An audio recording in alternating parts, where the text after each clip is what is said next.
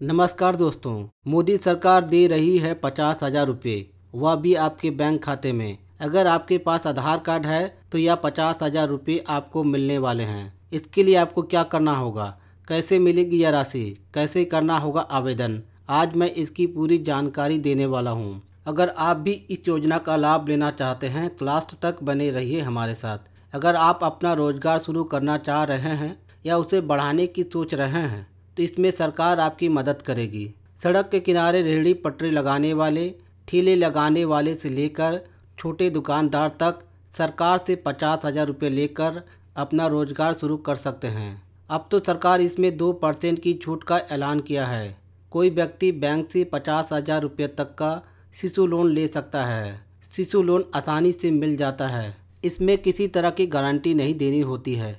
Poultry farming, मधुमक्खी पालन जैसे लघु उद्योग में लगे हुए लोग इस लोन के लिए आवेदन कर सकते हैं। यही नहीं, कलाकार, छोटे मैन्युफैक्चरर्स, दुकानदार, सब्जी और फल विक्रेता भी इस लोन को ले सकते हैं। शिशु लोन के लिए आपको अपने नज़दीकी बैंक ब्रांच में जाकर आवेदन करना होगा।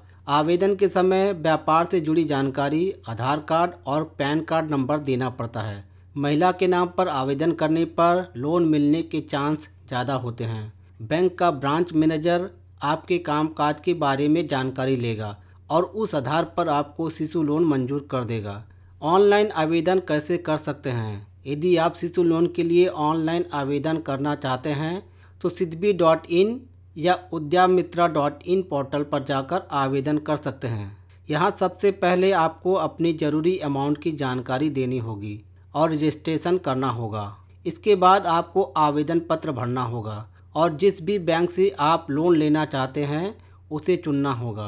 बैंक को चुनने के बाद खुद बैंक के प्रतिनिधि की ओर से आपसे संपर्क किया जाएगा। शिशु लोन पर 9 से 12% तक सालाना ब्याज देना पड़ता है। अब तो शिशु लोन पर 2% की छूट भी मिलेगी। तो दोस्तों, यदि आपको यह वीडियो अच्छी लगी हो तो अपने दोस्तों के साथ शेयर करें, लाइक करें और मेरे चैनल को सब्सक्राइब करें। Thanks for watching.